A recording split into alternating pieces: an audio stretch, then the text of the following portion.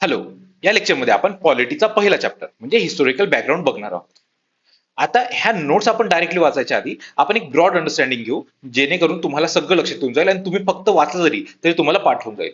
आता ह्या गोष्टी आपण 3-4 लेअर मध्ये करू. पहिली लेअर म्हणजे काय, की तुम्हाला ज्या गोष्टी माहिती आहेत त्या तुम्हाला 1-2 मिनिट मध्ये सांगेल. त्याच्यानंतर आपण थोडं डीप मध्ये जाऊ आणि त्याच्यानंतर आणखी जास्त डीप मध्ये जाऊ आणि त्याच्यानंतर आपण ह्या सगळ्या ए टू झेड सगळे सेंटेन्सेस करू पूर्ण इथे ज्या नोट्स मधले सगळे, जेणेकरून तुम्हाला सगळं लक्षात येऊन जाईल, पाठ होऊन जाईल तुमचं, खूप जास्त रिव्हिजन पण होईल तुमची. आता ह्या गोष्टी आपण का बरं करतोय, कारण की तुम्ही फक्त एकदा वाचलं हे तर तुमच्या लक्षातच येणार नाही, काहीच येणार नाही, खूप जास्त कन्फ्युजन होऊन जाईल. आणि तुम्ही जर स्टेप वाईज गेले म्हणजे एक थोडी अंडरस्टँडिंग डेव्हलप केली, त्याच्यानंतर आणखी केली, त्यानंतर आणखी केली, तर तुम्हाला पूर्ण आपला गोल अचीव होईल, तुमचे प्रत्येक प्रश्न याच्यातून बरोबर होतील. ठीक आहे.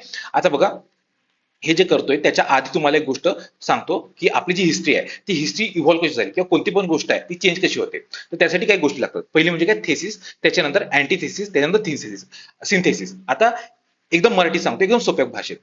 थेसिस म्हणजे काय, की जी गोष्ट आहे आत्ताच्या कंडिशनला ती गोष्ट जी आहे ती ती चेंज करायसाठी काहीतरी अपोजिशन लागतं, काहीतरी फोर्स लागतो. तुम्ही न्यूटनचा लॉ म्हणजे माहिती असेल तुम्हाला, की काहीतरी फोर्स लागतो, त्याच्यानंतर ते चेंजेस येतात. तर जी चेंज आली ती काहीतरी नवीन गोष्ट होते आणि त्याच्यानंतर पुन्हा ह्याला काहीतरी अपोजिशन मिळणार, ह्या जी गोष्ट चेंज झाली तिला, आणि ती अपोजिशन मिळून किंवा जो फोर्स आहे तो मिळून ह्या दोघांमध्ये जी जुगलबंदी होते ती मिळून एक नवीन गोष्ट तयार होते. आता ह्या जी गोष्ट नवीन तयार होत आहे ते आपण कशाविषयी बोलतोय, जे ऍक्ट्स आणले होते इंग्रजांनी, तर त्या ऍक्ट्स विषयी जे आपण आता वाचणार आहोत ते ऍक्ट्स. आता हे जे चेंजेस कसे झाले त्यासाठी काहीतरी फोर्सेस लागले किंवा काहीतरी अपोजिशन लागलं. तर ते अपोजिशन दोन लोकांचं होतं. पहिले म्हणजे ब्रिटिशांचं. ब्रिटिशांचं कसं काय, ब्रिटिशांचं कारण की ईस्ट इंडिया कंपनी होती आधी, ईस्ट इंडिया कंपनी, आणि ती कंपनी होती तर ती कंपनी इंग्रजांची होती आणि इंग्रजांमधले आणखी इतर लोक येतात, ते इतर लोक ह्या कंपनीला विरोध करत होते. तर तो विरोध किंवा ते अपोजिशन त्याच्याद्वारे त्याच्यामुळे काही लॉज आले किंवा काही ऍक्ट आले. ठीक आहे. त्याच्यानंतर स्वतः इंडियन, स्वतः भारतीय ह्यांच्यामुळे पण काही ऍक्ट आले. तर ते ऍक्ट म्हणजे सगळे आपल्याला शिकायचे. आता तुम्हाला ज्या गोष्टी माहिती आहेत त्या सांगतो. तुम्हाला एवढं तर माहित आहे की इंग्रज भारतात आले होते व्यापार करायसाठी. ठीक आहे. म्हणजे ट्रेडर्स म्हणून आले होते, ईस्ट इंडिया कंपनी म्हणून आले होते. तर त्यांनी फक्त व्यापार नाही केला, भारतावर राज्य पण केलं. आता एखादी कंपनी भारतावर राज्य करते तर त्याच्यासाठी त्याच्या मागे पण काहीतरी एक मोठा फोर्स असणार आहे. तो फोर्स कोणता होता, ब्रिटिशांचा. जे ब्रिटिशर्स होते, ब्रिटिशांची ही कंपनी होती आणि जे इतर ब्रिटिश होते म्हणजे त्यांचं पार्लमेंट वगैरे होतं, तर ते यांच्यावर काहीतरी लॉ बनवत होते आणि त्याच्याद्वारे ते भारतावर राज्य करत होते. आता ही जी कंपनी आहे तर त्या कंपनीवर जे लॉ बनवत होते, त्यांचे जे रेग्युलेट करत होते, तर ते कंपनीचे रेग्युलेशनचे ऍक्ट्स आहेत. ठीक आहे. तर ते ऍक्ट्स आपल्याला करायचे आहे. आणि त्याच्यानंतर आपल्याला माहिती आहे की 1857 ला एक उठाव झाला होता, मंगल पांडेचा उठाव वगैरे माहिती असेल तुम्हाला. तर तो 1857 चा उठाव आहे. त्याच्यानंतर इंग्रजांनी ही कंपनी डायरेक्ट बरखास्त केली आणि स्वतः इथं भारतावर राज्य करायला लागले. ते ब्रिटिश पार्लमेंटचे ऍक्ट्स. तर हे सगळं आपल्याला एवढं तरी माहित असेल. ठीक आहे. त्याच्यानंतर आता आणखी थोडं अंडरस्टँडिंग डेव्हलप करायसाठी आपल्याला थोडीशी हिस्ट्री माहित असणं गरजेची आहे. आणि तुम्ही वाचली असेल न वाचली असेल मला त्याचं काही घेणं देणं नाही. मी तुम्हाला सांगतोय फक्त तेवढं ऐका. ठीक आहे. मी काहीतरी हिस्ट्री सांगेल तेवढी ऐका बस, म्हणजे हे जे हिस्टोरिकल बॅकग्राऊंड आहे तुमचं क्लिअर होऊन जाईल. आता 1600 मध्ये काय झालं होतं, की जी ईस्ट इंडिया कंपनी होती तिला जी ब्रिटनची राणी आहे एलिझाबेथ, तर तिने एक चार्टर दिला होता. चार्टर म्हणजे काही असं खूप जास्त काही वेगळं नसतं, ते फक्त एक लिगल डॉक्युमेंट असतो. म्हणजे एखादी ऑथॉरिटी आहे तर ती एखाद्या पर्सनला किंवा एखाद्या कंपनीला काही लिगल डॉक्युमेंट करते की तुम्ही हा हे करू शकता, ते म्हणजे चार्टर. ठीक आहे. तर हे चार्टर जी राणी एलिझाबेथ आहे, क्वीन एलिझाबेथ, तर तिने ह्या कंपनीला दिलं होतं कशासाठी, ट्रेड करायसाठी. भारतामध्ये या, भारतामध्ये जा आणि तुम्हाला सगळी मोनोपॉली असेल, म्हणजे फक्त तुम्ही जाऊन तिथं भारतामध्ये ट्रेड करू शकता किंवा व्यापार करू शकता. तर ईस्ट इंडिया कंपनी भारतात आली. मग त्यांनी परत भारतात येऊन व्यापार केला का, तर नाही, इथं येऊन लढले पण. तर लढाई कोणती, बॅटल ऑफ प्लासी आणि बॅटल ऑफ बक्सरची, ह्या दोन लढाया झाल्या होत्या. तुम्हाला माहित असेल नसेल माहित, पण तुम्हाला सांगतो, एवढं लक्षात घ्या. बॅटल ऑफ बक्सर आणि बॅटल ऑफ प्लासी झाली होती. आता बॅटल ऑफ बक्सर मध्ये काय झालं होतं, की जे इंग्रजांची कंपनी आहे, इलेक्शन इलेक्शन कमिशन नाही आहे, ते ईस्ट इंडिया कंपनी. आता ही जी ईस्ट इंडिया कंपनी आहे तर ती जिंकली. तिथला जो रॉबर्ट क्लाइव्ह होता तो जिंकला. तर रॉबर्ट क्लाइव्ह जिंकला आणि शाह आलम हारला. तर शाह आलमने ह्या रॉबर्ट क्लाइव्हला दिवाणी राईट्स दिले. आता दिवाणी म्हणजे काय, प्रेम करायचे राईट्स नाही, प्रेम की दिवाणी वाली ती दिवाणी वेगळी. आता ही दिवाणी म्हणजे काय, की रेव्हेन्यू कलेक्ट करायची. रेव्हेन्यू म्हणजे काय, जो काही पैसा येतो, एखादी जमीन आहे तर ह्या जमिनीमधून जो काही पैसा येईल तो कलेक्ट करायची जबाबदारी म्हणजे ते दिवाणी राईट्स. आता हे दिवाणी राईट्स म्हणजे आणखी थोडी ब्रॉड कन्सेप्ट आहे, तुम्हाला फक्त बरोबर सांगितलं. आता हे दिवाणी राईट्स आहेत हे म्हणजे 3 ठिकाणून मिळाले. कोणचे, बिहारचे, बेंगालचे आणि ओडिसाचे. हे दिवाणी राईट्स घेऊन जी कंपनी आहे ती मोठी झाली आणखी. आता ही कंपनी मोठी झाली पण कंपनीला लॉस झालाय, खूप जास्त लॉस झालाय. आणि कंपनीचे जे ऑफिसर्स आहेत, जसं तो रॉबर्ट क्लाइव्ह वगैरे होता जो जिंकला, तर ते खूप जास्त श्रीमंत झाले. त्यांनी खूप जास्त करप्शन केलं. ते करप्शन करून ते इंग्लंडला परत गेले. आता ईस्ट इंडिया कंपनी लॉसमध्ये आहे आणि ते जे ऑफिसर्स आहेत ते इंग्लंडला परत गेले आणि खूप जास्त श्रीमंत होऊन गेले, तर इंग्रज जे होते इतर लोक ते जळतील नाही का, तर ते जळले आणि त्यांनी तिथल्या पार्लमेंटला सांगितलं की आम्हाला पण तिथे जाऊन ट्रेड करायचं आहे, तुम्ही त्याच्यावर काहीतरी रिस्ट्रिक्शन टाका. म्हणून पार्लमेंटने रिस्ट्रिक्शन टाकायला सुरुवात केली आणि पहिला ऍक्ट आला 1773चा. इथपर्यंत कळालं तुम्हाला? ठीक आहे. आता हे ऍक्ट करायच्या आधी तुम्हाला काही गोष्टी, ह्या 4-5 काही टेक्निकल गोष्टी आहेत, तर त्या तुम्हाला एकदा सांगून देतो, जेणेकरून तुम्हाला पुढे आपण ऍक्ट करू तर तुम्हाला काहीच म्हणजे इश्यू येणार नाही. आता चार्टर, चार्टर म्हणजे तुम्हाला सांगितलं हे जे क्वीन एलिझाबेथ होतं, तिने जे कंपनीला चार्टर दिलं होतं ते चार्टर. चार्टर म्हणजे काहीतरी एखादी ऑथॉरिटी आहे, तर ती एखाद्या व्यक्तीला किंवा एखाद्या कंपनीला काहीतरी हक्क देत असते किंवा तुम्ही तिथे जाऊन काहीतरी करू शकता याची परवानगी देत असते, ते म्हणजे चार्टर. ठीक आहे, हे जे चार्टर आहे. त्याच्यानंतर काउन्सिल. काउन्सिल म्हणजे काय, की काही लोक एकत्र येतात, 10, 12, 15, 20 जे काही असेल ते लोक एकत्र येतात आणि काहीतरी डिस्कशन करतात, ते म्हणजे काउन्सिल. ठीक आहे, किंवा परिषद, एवढं कळलं. त्याच्यानंतर लेजिस्लेचर.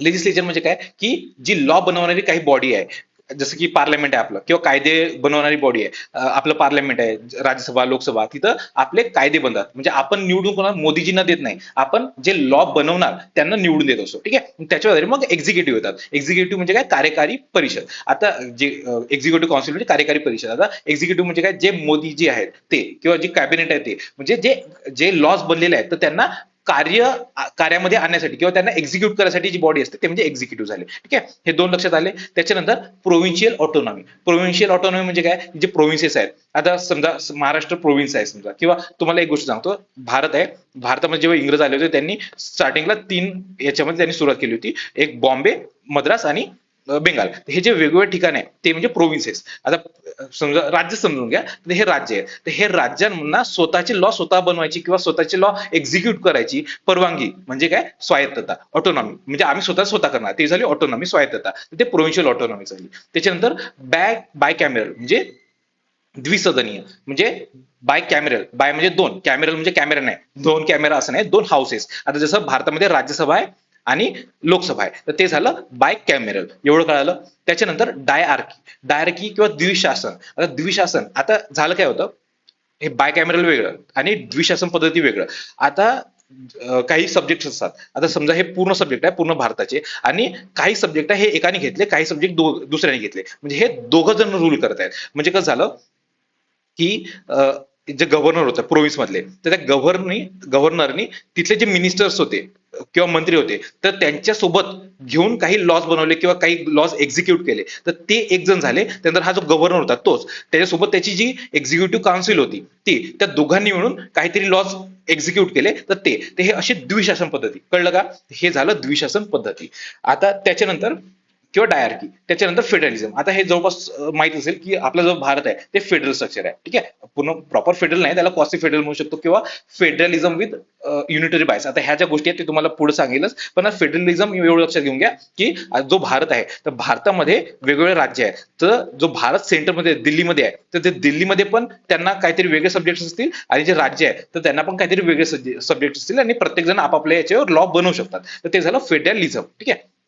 नंतर ऑर्डिनन्स. ऑर्डिनन्स म्हणजे काय, की जे म्हणजे लॉज बनवायची जबाबदारी कोणती, लेजिस्लेचरची असते, तुम्हाला सांगितलं मगाशी. पण एक्झिक्युटिव्ह पण काही लॉ बनवू शकतात, केव्हा, की जेव्हा लेजिस्लेचर तिथं सध्याच्या कंडिशनला नसेल तेव्हा एक्झिक्युटिव्ह पण काही लॉ बनवतात, तर त्याला म्हणतात ऑर्डिनन्स. आणि ही पण थोडी मोठी कन्सेप्ट आहे, पण तुम्हाला फक्त आताच्या कंडिशनला समजण्यासाठी बरोबर सांगितलं. त्यानंतर कोर्ट ऑफ डायरेक्टर्स. आता कोर्ट ऑफ डायरेक्टर्स म्हणजे काय, की कंपनीमध्ये काही जी कंपनीची काही गव्हर्निंग बॉडी असते त्याला कोर्ट ऑफ डायरेक्टर म्हणतात, की कोणती पण कंपनी असू दे, प्रत्येक कंपनीमध्ये काही लोक असतात जे त्याला डायरेक्ट करत असतात त्या कंपनीला, त्याला म्हणतात कोर्ट ऑफ डायरेक्टर्स.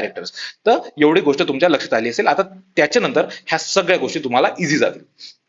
बघा, आता 1773ला काय झालं होतं, की इंग्रजांनी तुम्हाला इथं सांगितलं होतं की बक्साची लढाई झाली, त्यानंतर ते खूप जास्त श्रीमंत झाले होते तिथले ऑफिसर्स, आणि त्याच्यानंतर इंग्रजांना गरज पडली की त्या कंपनीवर काहीतरी रेग्युलेशन करायचं. त्यासाठी 1773चा ऍक्ट आला रेग्युलेशन करण्यासाठी. तर हे झालं रेग्युलेटिंग ऍक्ट. त्याच्यानंतर कंपनीचे जे ऍक्ट होते, तुम्हाला सांगितलं चार्टर दिलं होतं, तर जे काही ऍक्ट येतील कंपनीला पुढं आणखी वाढवून देण्यासाठी किंवा काही करायसाठी, तर ते झालं कंपनीचे ऍक्ट, म्हणजे ते चार्टर ऍक्ट झाले. तर 1773चा ऍक्ट होता तो रेग्युलेट करायसाठी होता, म्हणून तो रेग्युलेटिंग ऍक्ट होता. त्यानंतर कंपनीसाठी जे ऍक्ट होते ते झाले चार्टर ऍक्ट. ऍक्ट कधीपर्यंत 1857चा उठावापर्यंतचे जेवढे ऍक्ट झाले सगळे जे चार्टर ऍक्ट होते. आता हे जे ऍक्ट होते हे कशामुळे आले होते? ब्रिटिशांच्या फोर्समुळे आले होते. ब्रिटिश म्हणजे तिथले जे लोक होते ब्रिटिशांचे ते म्हणत होते आम्हालाही तिथं जाऊन ट्रेड करायचं, फक्त ईस्ट इंडिया कंपनीज का जाऊन ट्रेड करेल, आम्हाला ट्रेड करायचं आहे. तर त्यासाठी हे ब्रिटिशांच्या फोर्समुळे आलेले हे ऍक्ट म्हणजे कंपनीचे ऍक्ट होते. ठीक आहे.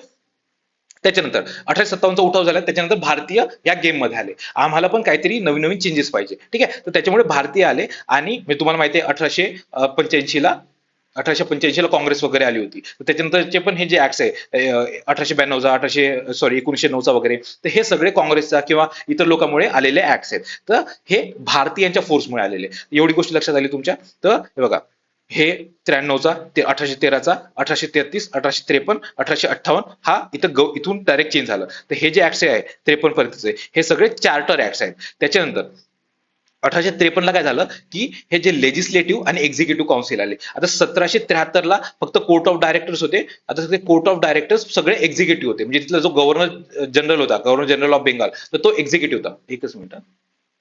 हा, गव्हर्नर जनरल ऑफ बेंगाल होते, त्याच्याकडे एक्झिक्युटिव्ह काउन्सिल होते आणि ते काही काही लेजिस्लेचर पण म्हणजे लॉचे बनवायचे पण काम करायचे, पण त्यांची असं काही वेगळी बॉडी नव्हती.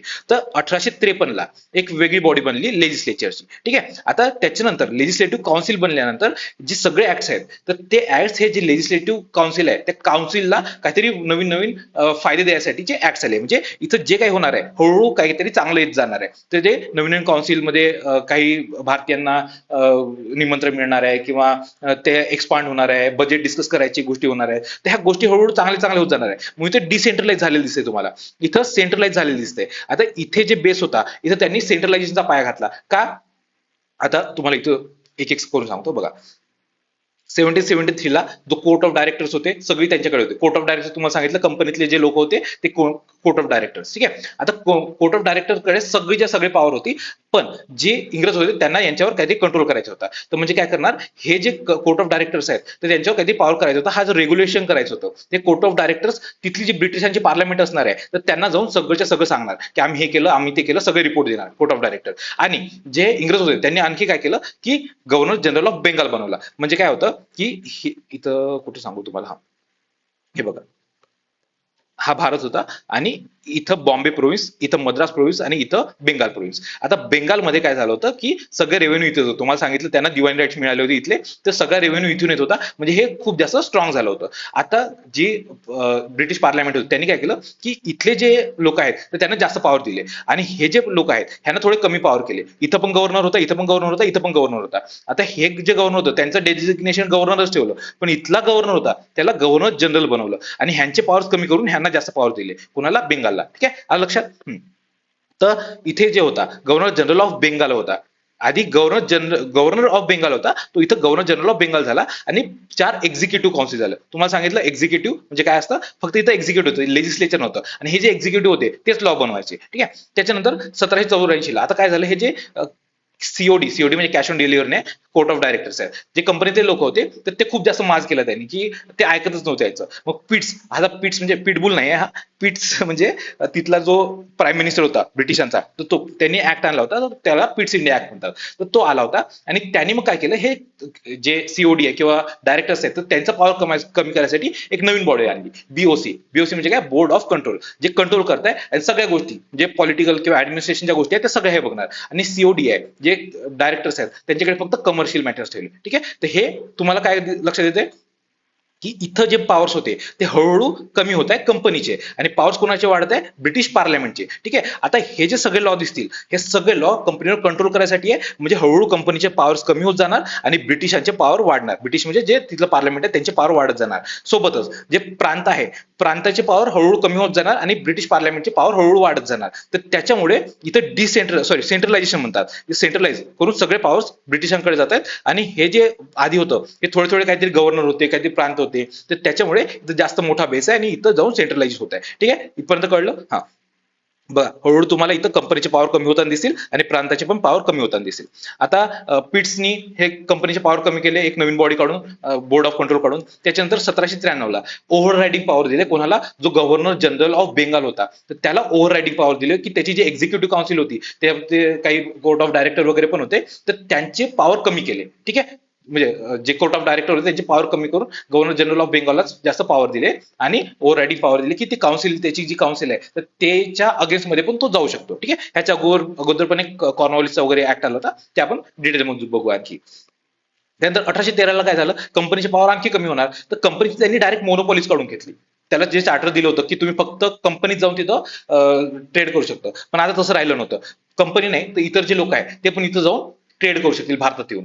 फक्त टी टी किंवा चहा आणि चायना किंवा चीन ह्या दोघांमधला व्यापार सोडून बाकी सगळा व्यापार बाकीचे लोक करू शकतील, आणि चायना आणि टी मधला व्यापार हे फक्त जी कंपनी आहे ईस्ट इंडिया कंपनी ती करू शकेल. हा 1813चा ऍक्ट होता.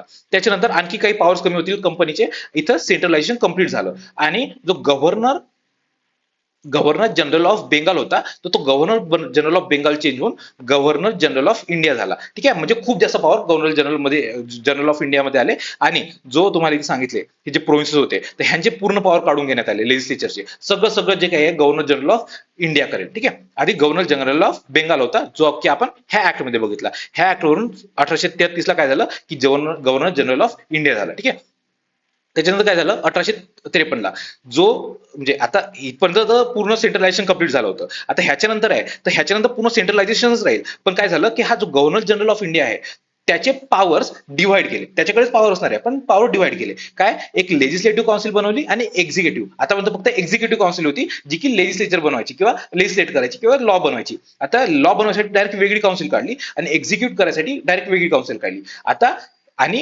जे आता इंग्रजांचे सॉरी जे कंपनी होती त्याचे पॉवर कमी करायचे. आता जे कोर्ट ऑफ डायरेक्टर्स होते तर हे कोर्ट ऑफ डायरेक्टर्स जे आय एस वगैरे होते तिथले जे सिव्हिल सर्वंट्स होते तेव्हाचे आय एस, तर ते आय एस ला आपण अपॉइंट करायचं काम सीओडी करत होतं. तर ते काढायसाठी त्या सीओडीची किंवा जे डायरेक्टर्स आहेत त्यांची पॉवर कमी करण्यासाठी ओपन कॉम्पिटिशन आणली इंग्रजांनी कधी 53 मध्ये. तसं 33 मध्ये आणण्याचा प्रयत्न केला होता पण ऑपोजिशनमुळे ते आलं नाही आणि 53 मध्ये ते ओपन कॉम्पिटिशन पण आलेलं आहे. ठीक आहे, इथपर्यंत कळालं. आता तुम्हाला विचारलं की ओपन कॉम्पिटिशन कधी आलं किंवा मग गव्हर्नर जनरल ऑफ इंडिया कधी आला, मोनोपॉली कधी काढून घेतली, हे तुम्हाला इझिली लक्षात येणार आहे. इझिली, हे एकदम ब्रॉड टॉपिक हे आहे. हे जरी लक्षात आलं तर तुम्ही तुमच्या लॉजिकने आरामात सोडवू शकता. ठीक आहे, त्याच्यानंतर 1857चा उठाव झाला. आता इथं एंट्री होते भारतीयांची. 1857चा उठाव तुम्हाला माहिती असेल, मंगल पांडे वगैरे जे जिथं होते ते. तर तो उठाव झाला, तो कोणाविरुद्ध झाला, ईस्ट इंडिया कंपनी. जी कंपनी होती ईस्ट इंडिया कंपनी, त्यांनी खूप जास्त अत्याचार केले होते भारतीयांवर आणि त्याच्या विरोधात हा उठाव झाला होता. मग आता ब्रिटिशर्स काय म्हणले, ठीक आहे कंपनी तर खराबच आहे, मग आता कंपनी खराब आहे, आता आम्ही येऊन तिथं राज्य करू आणि तुमचं एक्सप्लॉयटेशन करू. एक्सप्लॉयटेशन नाही, ते काय म्हणले की आम्ही तिथे येऊन चांगलं राज्य करू. त्याला म्हणून त्यांनी काय म्हटलं 1858चा जो ऍक्ट होता त्याला ऍक्ट ऑफ गुड गव्हर्नन्स, आम्ही तिथे येऊन चांगलं राज्य करू. मग त्यांनी काय केलं की जे काही आताचे ऍक्ट्स बनतील किंवा जे काही नवीन लॉज येतील किंवा जे काही नवीन ऍडमिनिस्ट्रेशन येईल ते सगळं मॅजेस्टीच्या नावाने. मॅजेस्टी म्हणजे काय, तिथला जो राजा किंवा तिथली जी राणी होईल तर ते मॅजेस्टी. ठीक आहे, तर त्याच्या नावाने सगळं काही होईल 1858 पासून. इथून अजूनही डिसेंट्रलायझेशनला सुरुवात झाली नाही, सगळं इथं सेंट्रलायझेशन आहे. ठीक आहे, त्यांनी काय केलं, जो गव्हर्नर जनरल ऑफ इंडिया होता हा, तर ह्याचं डेझिग्नेशन चेंज केलं आणि त्याला व्हॉइसरॉय बनवलं. त्याचे पॉवर तर कमी झाले पण त्याचं प्रेस्टिज वाढलंय. ठीक आहे, त्याला व्हॉइसरॉय बनवलं कधी 1858ला. त्याच्यानंतर आणखी एक गोष्ट झाली की सेक्रेटरीची नवीन पोझिशन आली. सेक्रेटरी हा काय करणार आहे, जो इंग्रज होते ब्रिटिश पार्लमेंट होता तर त्याचा हा एमपी असणार आहे आणि हा भारताकडे लक्ष ठेवणार आहे. फक्त सेक्रेटरी ऑफ इंडिया बनला आणि हा भारताकडे लक्ष ठेवेल आणि भारतात चुकल्या जाऊन तिथल्या पार्लमेंटमध्ये सांगेल, एवढंच काम होतं याचं. ठीक आहे, सेक्रेटरीचं. आता हा 1858 झाला आणि हे काय म्हणले, आम्ही आता सगळं हळूहळू चांगलं करू. आता चांगलं करू का बरं, कारण की तिथं भारतीय आले आणि भारतीय आले तर स्वतःसाठी ते चांगल्या गोष्टीची मागणी करा. इथं तुम्हाला जे काय दिसेल हे भारतासाठी चांगलं होताना दिसणार. म्हणजे काय, डिसेंट्रलाइज होताना दिसणार आहे. सगळ्या गोष्टी आपल्या जे सेंट्रल मध्ये होतं, सेंट्रल म्हणजे जे ब्रिटिशांकडे होत्या त्या हळूहळू प्रांतांमध्ये यायला सुरुवात होणार. तर इथं काय होणार आहे, प्रांतांचे पॉवर हळूहळू वाढतील, म्हणजे ब्रिटिशांचे थोडे थोडे कमी होतील आणि अल्टिमेटली जे केंद्र सरकार होतं त्यांचं ब्रिटिशांचं तर त्यांचे पण पॉवर भारतावरचे कमी कमी होतील. तर म्हणून ह्याला डिसेंट्रलायझेशन म्हटलंय आणि हे ट्रेंड तुम्हाला इथे सगळं दिसेल. आता 1861चा तुम्हाला बघा, हे 3 ऍक्ट्स आहेत, ह्या 3 ऍक्ट्सला काउन्सिल्स ऍक्ट्स म्हणतात. का बरं, कारण की इथं तुम्हाला माहिती आहे गव्हर्नर जनरल ऑफ इंडिया होता तर त्याचे 2 वेगवेगळे हे केले होते, काउन्सिल केले होते. एक लेजिस्लेटिव्ह काउन्सिल होता, दुसरा एक्झिक्युटिव्ह काउन्सिल होता. आता एक्झिक्युटिव्ह काउन्सिल तो वेगळा राहिला आणि लेजिस्लेटिव्ह काउन्सिल होता तर त्याच्यामधले पॉवर्स वाढवण्यासाठी हे 3 ऍक्ट्स आले होते किंवा त्याच्या पॉवर विषयी जे काउन्सिल आहे तर त्याच्या पॉवर विषयी किंवा हळूहळू पॉवर वाढवायची त्यासाठी हे 3 ऍक्ट आले, 61चा, 92चा आणि 1909चा. आता 61ला काय झालं, इंडियन्स इन काउन्सिल, म्हणजे सगळ्यात आधी तर इथं काउन्सिल तयार केली लेजिस्लेचरची आणि त्याच्यानंतर 1861ला भारतीयांना घेतलं, 3 जणांना घेतलं. कोण कोण होते, राजा ऑफ बनारस, महाराजा ऑफ पटियाला आणि सर दिनकर राव ह्या तिघा जणांना घेतलं. आता ते आपण पुढे बघू, ते पाठ वगैरे करू आपण, पण इथं फक्त लक्षात घ्या तिघा भारतीयांना घेतलं आणि डिसेंट्रलायझेशन सुरू केलं. डिसेंट्रलायझेशन म्हणजे काय, की जे सगळं सेंट्रलाइज इथं पॉवर होता तो पॉवर आता हळूहळू इकडे द्यायला सुरुवात केली. ठीक आहे. जे बॉम्बे आणि मद्रास प्रोव्हिन्स होते त्यांची पूर्ण लेजिस्लेचरचे पॉवर वापस केले. त्यानंतर इतर नवीन आसाम किंवा बाकीचे पण प्रोव्हिन्स होते त्यांना पण तयार वगैरे केलं. तर हे अशा गोष्टी इथं झाल्या 1861 ला. नंतर 1892 ला काय झालं, जे काउन्सिल होतं ते बजेट डिस्कस करू शकत होतं. आतापर्यंत बजेट डिस्कस करू शकत नव्हतं. आणखी गोष्ट काय झाली होती, 1892च्या आधी इथं 1885 आलं होतं. आता 1885 ला तुम्हाला माहित असेल की आपलं जे काँग्रेस आहे, काँग्रेसची स्थापना झाली होती आणि काँग्रेसनी खूप प्रेशर वगैरे केला की आम्हाला स्वतःला ऑटोनॉमी द्या, आम्ही स्वतःचं हे करणार, लॉज बनवणार, आम्हाला पण तुमच्या जे लॉज बनवतात त्याच्यामध्ये सामील करून घ्या. त्यासाठी ऍटलिस्ट त्यांना बजेट डिस्कशनचं जरी परवानगी देण्यात आली, जे काँग्रेस होते त्यांच्या मागणीमुळे. आणि एक नवीन नॉमिनेशनचं पण आलं, जे काउन्सिल होते त्याच्यामध्ये वेगवेगळ्या ठिकाणून नॉमिनेशन करून लोक येतील. तर म्हणजे डिसेंट्रलायझेशन अजून जास्त होत गेलं. ठीक आहे. म्हणजे काय झालं, काउन्सिलचे पॉवर वाढले आणि डिसेंट्रलायझेशन अजून झालं. आणि 1909 ला त्यानंतर काय झालं, कम्युनल इलेक्टोरेट आलं. त्याच्या आधीच्या आपल्या गोष्टी कळून घ्याव्या लागतील. 1892 आणि 1909 मध्ये काय झालं, इथे झालं तुम्हाला माहिती आहे, बेंगालचं पार्टिशन झालं होतं. आता तुम्हाला माहित नसेल तरी तुम्ही ऐकून घ्या. 1909च्या आधी बेंगालचं पार्टिशन झालं होतं आणि त्याच्यानंतर स्वदेशी मुवमेंट सुरू झाली होती. आणि स्वदेशी मुवमेंट जी मुवमेंट आहे तर त्याच्या मागणी थोडीफार मान्य करण्यासाठी काय केलं होतं, जे हे लेजिस्लेटिव्ह काउन्सिल होते प्रोव्हिन्शियल मधले, हे जे प्रोव्हिन्स होते त्याच्यामधले जे लेजिस्लेटिव्ह काउन्सिल होते तिथे जे लॉ बनवत होते, तर तिथल्या लॉ मध्ये नॉन ऑफिशियल मेजॉरिटी आणली. नॉन ऑफिशियल मेजॉरिटी म्हणजे काय, आधी कसं होतं, ऑफिशियल म्हणजे जे इंग्रजांचे लोक होते ते आणि जे इतर लोक होते, ज्यात भारतीय आले आणि इतर लोक पण आले, तर ते तर अशा लोकांची मिळून एक काउन्सिल होती. आणि ह्याच्यामध्ये जे नॉन ऑफिशियल्स होते, जे भारतीय वगैरे होते ते खूप कमी होते आणि जे ऑफिशियल्स होते तर ते खूप जास्त होते. ही ऑफिशियलची मेजॉरिटी होती. पण आता काय केलं की जे प्रोव्हिन्सेस आहे, सेंटरमध्ये नाही, जे प्रोव्हिन्स आहे तर प्रोव्हिन्समध्ये काय केलं की जे ऑफिशियल आहेत, जे इंग्रजांचे लोक आहेत ते कमी केले आणि जे नॉन ऑफिशियल्स आहेत, जे भारतीय वगैरे आहेत, तर त्यांना वाढवलं. ठीक आहे. ती ही गोष्ट इथं त्यांनी चांगली केली.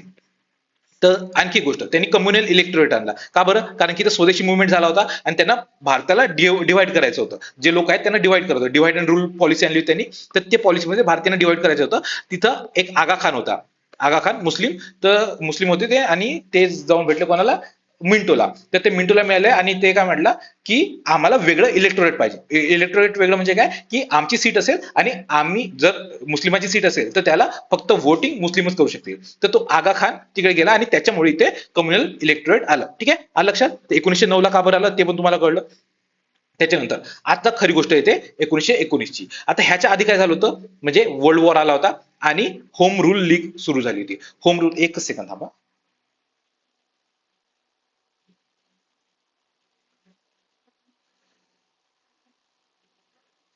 हा, आता 1919च्या आधी काय झालं होतं, वर्ल्ड वॉर झाला होता. अरे यार,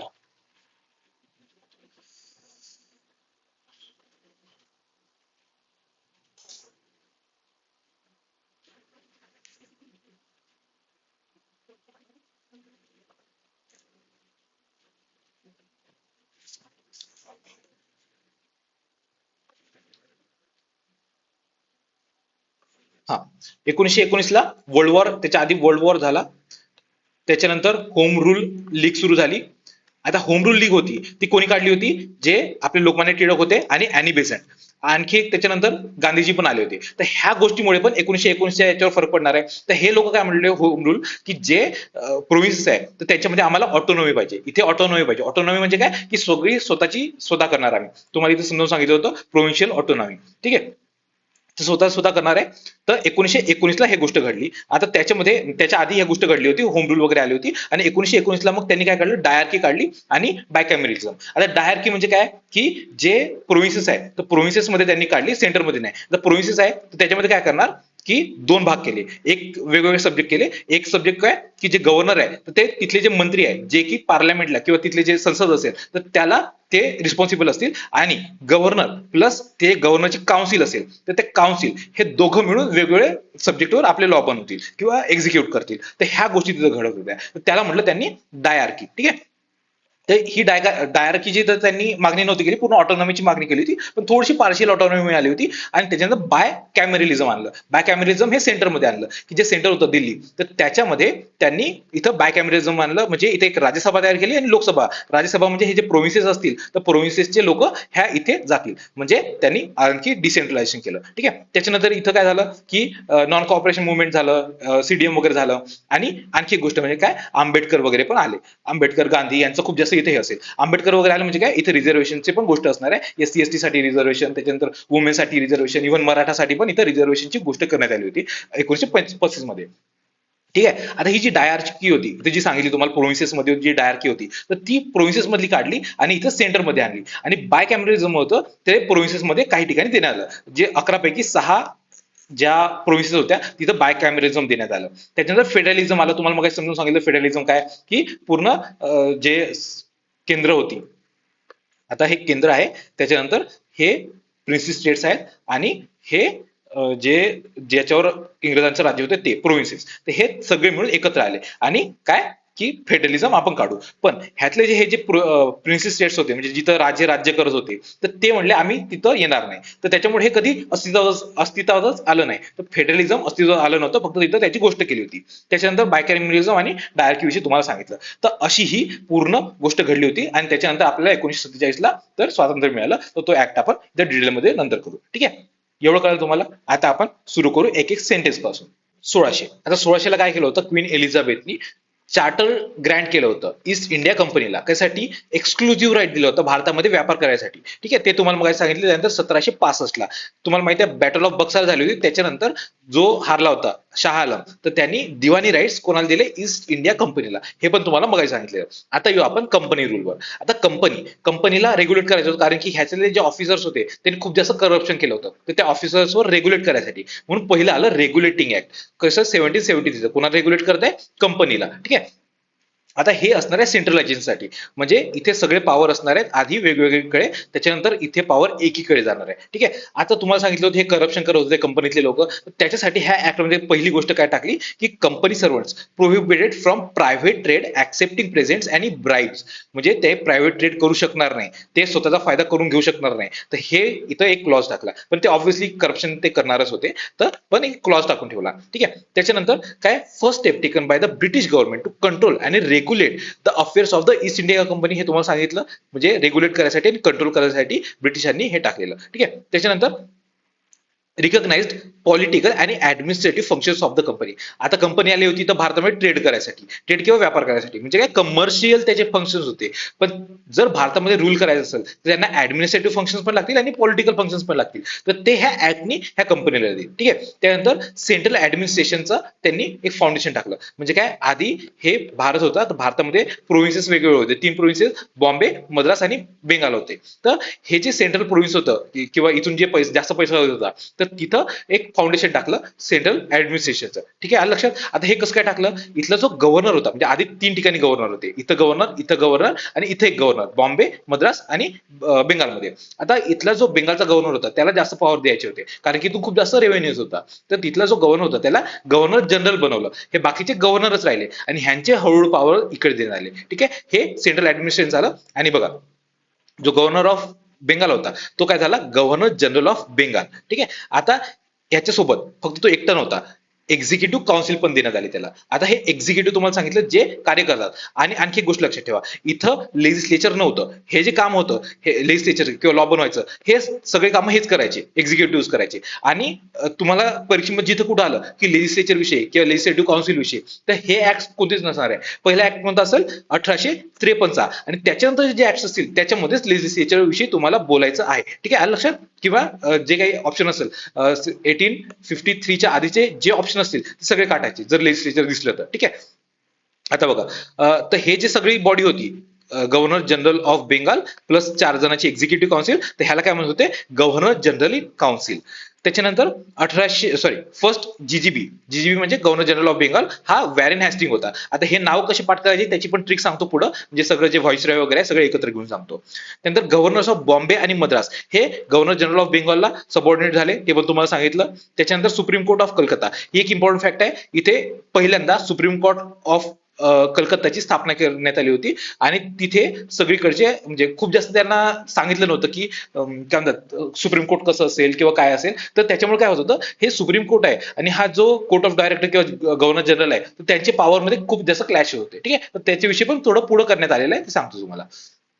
आता त्यानंतर कंपनी सर्व्हंट्स हे तुम्हाला सांगितलं प्रायव्हेट ट्रेड पासून प्रोहिबिट करण्यात आले होते आणि जो कोर्ट ऑफ डायरेक्टर्स होते म्हणजे जे कंपनीला गव्हर्न करणारे होते, तर ते to report on its revenue, civil आणि military officer affairs in India, म्हणजे ह्यांच्यावर पण कंट्रोल आणण्यात आला, जे कंपनी जे गव्हर्न करणारे होते त्यांच्यावर. तर असा हा ऍक्ट होता, तुम्हाला कळलं असेल. ठीक आहे, त्याच्यानंतर अमेंडमेंट ऍक्ट ऑफ 1781, ह्याला ऍक्ट ऑफ सेटलमेंट होता. सेटलमेंट कोणामध्ये, तुम्हाला सांगितलं जो सुप्रीम कोर्ट होता आणि जे गव्हर्नर जनरल होता त्यांच्यामध्ये खूप जास्त क्लॅश होते होते, तर त्यांच्यामध्ये सेटलमेंट करण्यासाठी हा ऍक्ट आणला होता. आता सुप्रीम कोर्ट विषयी आधी सांगितलं नव्हतं, आता इथं त्यांनी काय सांगितलं की जो गव्हर्नर जनरल आहे, त्याच्यानंतर जी काउन्सिल आहे कंपनीची आणि जे सर्वंट्स आहेत, तर ते त्यांना म्हणजे एक्सक्लूड करायचं, म्हणजे ते सुप्रीम कोर्टामधून त्यांना एक्सक्लूड करायचं. म्हणजे काय, exempted governor general, council and servants of the company for their official act from the jurisdiction of supreme court, म्हणजे सुप्रीम कोर्ट त्यांच्यावर काही जजमेंट देऊ शकत नव्हते. ठीक आहे, ही पहिली गोष्ट झाली. दुसरी काय की excluded revenue matters from the jurisdiction of the supreme court. Revenue matters, कारण की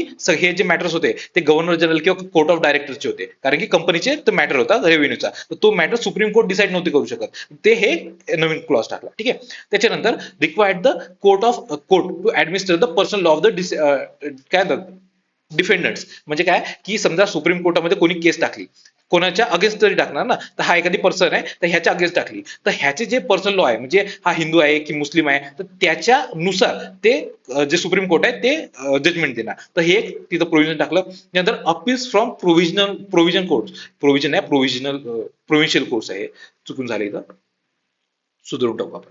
ठीक आहे, तर हा, appeals from the provincial courts, governor general in council कडे जाणार. ठीक आहे, हे अपील्स. आता आज सध्याचं कंडिशन कसं आहे, आपल्याकडे हायकोर्ट्स आहेत, तर ह्याचे जे अपील्स आहेत ते सुप्रीम कोर्टात जातात. पण आता हे काय म्हणले की जे प्रोव्हिन्शियल कोर्ट्स आहेत, हायकोर्ट म्हणजे प्रोव्हिन्शियल कोर्ट समजा, तर हे जे अपील्स आहेत ते गव्हर्नर जनरल इन काउन्सिलकडे जातील. ठीक आहे, म्हणजे हा जो गव्हर्नर जनरल ऑफ बेंगाल वगैरे होता त्याच्याकडे जातील. ठीक आहे, त्याच्यानंतर regulation for the provincial courts, आता हे पण गव्हर्नर जनरलकडेच जाईल. ठीक आहे, म्हणजे काय, अपील झालं हायकोर्टातली अपील झालं काय, किंवा जे प्रोव्हिन्शियल कोर्ट्स आहेत तर त्यांचं काय रेग्युलेशन असेल, सगळं गव्हर्नर जनरल करेल. सुप्रीम कोर्टाचं काम काय, फक्त की जे लोक आहेत तर त्यांचे फक्त ग्रीव्हियन्सेस ऐकणं आणि त्यांना फक्त म्हणजे जजमेंट देणं, फक्त तेवढंच काम यांनी सुप्रीम कोर्टाचं ठेवलं. ठीक आहे, त्याच्यानंतर आला पिट्स इन इंडिया ऍक्ट. तुम्हाला सांगितलं होतं की जे कोर्ट ऑफ डायरेक्टर्स होते ते खूप जास्त माज करायला लागले होते आणि आपणच बॉस आहे हे दाखवायसाठी मग जो तिथला पीठ होता, जो त्यांचा प्राईम मिनिस्टर होता, तर त्यांनी एक ऍक्ट काढला 1784 ला. तर हा डबल गव्हर्नमेंट विषय होता, म्हणजे जो कोर्ट ऑफ डायरेक्टर्स होते त्यांची जे पॉवर्स होते ते कमी करायसाठी. म्हणजे काय, distinguish the companies commercial and political functions, म्हणजे कमर्शियल फंक्शन आणि पॉलिटिकल फंक्शन वेगवेगळे केले. आणि त्यांनी काय केलं, establish the system of double government. कळलं का, डबल गव्हर्नमेंट म्हणजे काय, एक कमर्शियल अफेअर्स असणार ते कोर्ट ऑफ डायरेक्टर्स काढणार म्हणजे गव्हर्नर करणार आहे, आणि पॉलिटिकल अफेअर्स आहे तर ते बोर्ड ऑफ कंट्रोल मॅनेज करणार. ठीक आहे, तर ह्या गोष्टी लक्षात ठेवा. डबल गव्हर्नमेंट म्हणजे काय, कमर्शियल अफेअर्स आणि पॉलिटिकल अफेअर्स वेगवेगळे झाले. डबल गव्हर्नमेंट आणि डायआर्की मध्ये कन्फ्युज व्हायचं नाही, डायआर्की मी लागले असता परत पुन्हा समजावून सांगितलं पुढं. हे डबल गव्हर्नमेंट म्हणजे कमर्शियल आणि पॉलिटिकल फंक्शन्स वेगवेगळे झाले. त्यानंतर कंपनीज टेरिटरीज इन इंडिया, हे पहिल्यांदा जे कंपनीचे टेरिटरीज आहेत तर त्यांना ब्रिटिश पोझिशन्स म्हणून सन्मान म्हणजे बोलण्यात आलं. For the first time called the British positions in India. ठीक आहे, असं झालं पिट्स इंडिया ऍक्ट. आता ऑब्व्हियसली त्यांना जे कंपनीचे डायरेक्टर्स होते त्यांचा माल उतरवायचा होता, त्याच्यामुळे ब्रिटिशांनी ते जे पोझिशन होते ते आधी कंपनीचे टेरिटरीज मध्ये होते. आता त्यांनी काय म्हटलं, ब्रिटिशांचं पोझिशन आहे, कंपनीचं नाही, ब्रिटिशांचं पोझिशन आहे, असं इथे पिट्स इंडिया ऍक्ट मध्ये म्हटलं. त्याच्यानंतर ऍक्ट ऑफ 1786. आता तुम्हाला इथं पण लक्षात येतं, हा पीट आहे, हा तिथला पीएम होता, तर त्याला पार्लमेंटचे ऑब्व्हियसली कंट्रोल जास्त वाढायचा होता, त्याच्यामुळे ते ब्रिटिश पोझिशन इथे येणार आहे. ठीक आहे, पिट्स इंडिया ऍक्ट मध्ये ह्या गोष्टी तुम्हाला लक्षात आल्या असतील. त्याच्यानंतर ऍक्ट ऑफ 1786, हे कॉर्नवॉलिस विषय होतं फक्त. तर कॉर्नवॉलिस हा गव्हर्नर जनरल ऑफ बेंगॉल बनला होता, सगळं काही ह्याच्या विषयी होतं. आता ह्याला गव्हर्नर जनरल ऑफ बेंगाल बनायचं होतं, पण ह्याला लई जास्त पॉवर पाहिजे होती. त्याच्यामुळे काय म्हणलं की हा जो लॉर्ड कॉर्नवॉलिस होता तर त्याला power to override the decision of his council in special cases. म्हणजे तुम्हाला मग सांगितलं होतं की हे जे गव्हर्नर जनरल असेल त्यासोबत 4 जणांची काउन्सिल असेल, तर हे जे काउन्सिल होती तर त्यांनी जे काही डिसिजन घेतले होते ते आधी कसे मेजॉरिटीने होत होते. आता काय म्हणलं की जो लॉर्ड कॉर्नवॉलिस होता तर त्याला हे जे काउन्सिलचे डिसिजन होतं तर त्याला व्हेटो करायचं किंवा त्याच्या डिसिजनच्या विरोधात जायचा पण याला हक्क दिला होता. कुणाला, लॉर्ड कॉर्नवॉलिसला. त्याच्यानंतर empowered Lord Cornwallis to serve as a both governor general of Bengal आणि कमांडर इन चीफ, म्हणजे जे काही आर्मी होती तर आर्मीचे पण सगळे पॉवर ह्याला देण्यात आले होते लॉर्ड कॉर्नवॉलिसला. फक्त हा ऍक्ट ऑफ 1786 हा याच्याविषयी होता, एवढंच लक्षात ठेवा. ठीक आहे, तर ह्याच्यामध्ये दोनच गोष्टी लक्षात ठेवायच्या आहे, काय, एक कमांडर इन चीफ आणि दुसरी म्हणजे ते ओव्हर रायडिंगचे पॉवर. त्याच्यानंतर चार्टर ऑफ 1793. आता इथे काय, extended the overriding power given to the Lord Cornwallis to all future governor generals आणि गव्हर्नर्स ऑफ द प्रेसिडेन्सी. म्हणजे ह्याला जे पॉवर देण्यात आले होते हे ओव्हररायडिंग करण्याचे, तर ते पॉवर इथं सगळ्यांना एक्सटेंड करण्यात आले, पण कमांडर इन चीफचे पॉवर नाही, फक्त हे जे पॉवर आहेत ते. ठीक आहे, त्याच्यानंतर commander in chief was not to be member of governor general council unless he was so appointed. म्हणजे आता काय की कमांडर इन चीफला स्वतः अपॉइंट करावं लागणार आहे, जोपर्यंत त्याला अपॉइंट करणार नाही तोपर्यंत तो गव्हर्नर जनरल ऑफ काउन्सिलचा तो मेंबर नसणार आहे. ठीक आहे, त्याच्यानंतर members of the board of control and their staff to be paid out of Indian revenues. कळलं का, की जे बोर्ड ऑफ कंट्रोल होते, इथं तुम्हाला सांगितलं की कुठं पिट्स इंडिया ऍक्ट मध्ये हा जो बोर्ड ऑफ कंट्रोल होता, कोर्ट ऑफ डायरेक्टर्स आणि बोर्ड ऑफ कंट्रोल, जे काही पॉलिटिकल अफेअर्स मॅनेज करत होते, तर ह्याचे जे पॉवर्स आहेत 1784 तर ते ह्याचे जे पैसे आहेत तर सगळेच्या सगळे पैसे आता भारतीय रेव्हेन्यू थ्रू जाणार होते. ठीक आहे, ही गोष्ट इथे लक्षात ठेवा, to be paid out of Indian revenues. त्यानंतर चार्टर ऍक्ट ऑफ 1813. आता इथे काय, abolish the trade monopoly of the company in India. म्हणजे कंपनीची जे काही ट्रेड मोनोपॉली होती, जो चार्टर दिला होता एलिझाबेथनी की फक्त तुम्ही जाऊन भारतात व्यापार करू शकता, तर ती जी मोनोपॉली होती ती इथे काढण्यात आली. कशामध्ये, फक्त सगळ्या गोष्टीमध्ये एक्सेप्ट कोणते, टी आणि चायना, चीन सोबत. आणि जो चहाचा जो व्यापार आहे तर तो फक्त ह्या कंपनी करू शकेल, फक्त कंपनी करू शकेल असं. त्यानंतर allowed the Christian missionaries to come to India to enlighten people. जे ख्रिश्चन मिशनरी होते त्यांना भारतात बोलवण्यात आलं. त्याच्यानंतर टू प्रमोट वेस्टर्न एज्युकेशन. तुम्हाला राजाराम मोहन रॉय वगैरे माहिती असेल, तर त्यांची थोडीफार इथे एंट्री होते, इथल्यापेक्षा इथं जास्त त्यांचं जास्त इन्फ्लुएन्स दिसतो. इथं पण एज्युकेशनचा आहे, पण तुम्ही ते हिस्ट्रीमध्ये वाचता, इथं हिस्ट्री आपण करत नाही, इथं फक्त पॉलिटिकलच्या गोष्टी आहेत ते करतोय आपण. ठीक आहे, त्यानंतर authorise local governments in India to impose taxes on persons. आता जे लोकल गव्हर्नमेंट्स मध्ये वगैरे पण आहेत तर ते पण इथं हळूहळू टॅक्सेस वगैरे पण इम्पोज करू शकतील असं सांगण्यात आलेलं. ठीक आहे, तरी हे सेंट्रलाइजेस होतं, फक्त इथं टॅक्सेस विषयी बोलण्यात आलं, फक्त एक वेगळी फॅक्ट आहे, एवढी लक्षात ठेवू द्या. ठीक आहे, ही जी आपलं ट्रेंड जातो त्याच्यापेक्षा ही थोडीशी वेगळी जाते, म्हणून इथे लक्षात ठेवायची आहे, काय, जे लोकल गव्हर्नमेंट्स आहे इंडियाचे ते टॅक्सेस इम्पोज करू शकताय पर्सन्सवर. ठीक आहे, ही थोडीशी वेगळी फॅक्ट आहे, ही लक्षात ठेवायची आहे. त्याच्यानंतर चार्टर ऍक्ट ऑफ 1833. आता हे फायनल स्टेप टुवर्ड सेंट्रलायझेशन. तुम्हाला सांगितलं 1833चा जो ऍक्ट होता तिथं एकदम फायनल स्टेप झाली, आणि जेवढे पण मद्रास आणि बॉम्बे प्रोव्हिन्सेस होते ते सगळे पॉवर त्याचे बेंगालकडे गेले. बेंगाल म्हणजे जो गव्हर्नर जनरल ऑफ बेंगाल होता. ठीक आहे, आता गव्हर्नर जनरल ऑफ बेंगालकडे सगळे पॉवर गेले, म्हणजे तो गव्हर्नर जनरल ऑफ बेंगाल राहील का, नाही, तो काय होईल, गव्हर्नर जनरल ऑफ इंडिया. बघा, गव्हर्नर जनरल ऑफ बेंगाल हा गव्हर्नर जनरल ऑफ इंडिया झाला, ऑल सिव्हिल आणि मिलिटरी पॉवर्स ह्याच्याकडे गेले. ठीक आहे, त्यानंतर पहिला गव्हर्नर जनरल ऑफ इंडिया कोण झाला, विल्यम बेंटिंग. आता ही पण तुम्हाला ट्रिक सांगेल नंतर. ठीक आहे, त्यानंतर गव्हर्नर जनरल ऑफ इंडिया ह्याच्याकडे एक्सक्लुझिव्ह लेजिस्लेटिव्ह पॉवर्स गेले, आणि गव्हर्नर्स ऑफ बॉम्बे आणि मद्रास हे यांच्याकडे लेजिस्लेटिव्ह पॉवर्स राहिले नाही. ठीक आहे, आलं लक्षात, त्याला गव्हर्नर जनरल ऑफ इंडिया का बरं म्हटलं, कारण त्याच्याकडे सगळेचे सगळे पॉवर गेले. त्याच्यानंतर कंपनी बिकम प्युअरली ऍडमिनिस्ट्रेटिव्ह. म्हणजे ह्याच्याकडे जे चहा आणि चहा येण्यासोबतचे जे ट्रेडचे काही मोनोपॉली होती ती पण काढण्यात आली, आणि पूर्णपणे याला ऍडमिनिस्ट्रेटिव्ह बॉडी बनवण्यात आली. कधी, 1833 ला. त्यानंतर attempted to introduce system of open competition. का बरं, ते कारण की त्यांना कोर्ट ऑफ डायरेक्टर होते, त्यांची पॉवर कमी करायची होती, त्याच्यामुळे ओपन कॉम्पिटिशन इथे इंट्रोड्यूस करण्यात आली होती, पण ते मागं घेण्यात आली. का बरं, कारण की कोर्ट ऑफ डायरेक्टर्स आहे तर त्यांनी खूप जास्त अपोज केला होता की आम्ही लागू होऊ देणार नाही तसं, तर त्याच्यामुळे हे परत मागं घेण्यात आलं. आणि हे ओपन कॉम्पिटिशन कुठं आली मग, 1853 मध्ये. इथं कुठंतरी असेल, आपण वाचू. आता बघा, हे लास्ट चार्टर ऍक्ट होता, म्हणजे त्यांनाही कळत आलं होतं की आता कंपनीची थोडी थोडी पूर्ण पॉवर संपत आली आहे, आणि फक्त याला थोडं थोडं चार्टर दिले तरी होऊन जाईल. तर ह्यांनी 20-20 वर्षाचे नाही, आतापर्यंत बघा 30 वर्ष, म्हणजे 33 म्हणजे 53, इथं 20 वर्षाचं होतं. याच्या आधी सगळे 20-20 वर्षाचे होते. हे आधी 93 होतं, ते पण 20 वर्षाचं, आणि इथं 73 ला काढलं होतं. त्यानंतर 93चा जो ऍक्ट होता हा पण चार्टर ऍक्ट होता, हे 20 वर्ष. हे सगळे अमेंडिंग ऍक्ट वगैरे होते. ठीक आहे, कुठपर्यंत आलो होतो आपण, 33, हा 53. आता लास्ट चार्टर ऍक्ट होता. It separated for the first time the legislative and executive functions of the governor general council. ठीक आहे, तुम्हाला मगाशी पण सांगितलं एक्झिक्युटिव्ह आणि लेजिस्लेटिव्ह फंक्शन्स गव्हर्नर जनरलच्या काउन्सिल होती त्याची काढली होती. आपण मगाशी बघितलं होतं गव्हर्नर जनरल कुठं होता, काउन्सिलमध्ये. आता हे काउन्सिल फक्त आधी एक्झिक्युटिव्ह बॉडी होती, आता त्याची लेजिस्लेटिव्ह आणि एक्झिक्युटिव्ह फंक्शन्स वेगळे करण्यात आले. ठीक आहे, त्यानंतर added 6 legislative councillors to the council. ठीक आहे, म्हणजे हे जे लेजिस्लेटिव्ह काउन्सिल होती इथं एक्झिक्युटिव्ह आणि लेजिस्लेटिव्ह काउन्सिल होती गव्हर्नर जनरलची. ठीक आहे, ह्या याच्यामध्ये टोटल 6 जण ऍड करण्यात आले आणि त्याच्यापैकी 4 जण हे लोकल किंवा प्रोव्हिन्शियल गव्हर्नमेंट टाकतील. कोणती कोणती प्रोव्हिन्शियल गव्हर्नमेंट होती? मद्रास, बॉम्बे, बेंगाल आणि आग्राची. ठीक आहे, मद्रास, बॉम्बे, बेंगाल, आग्राची.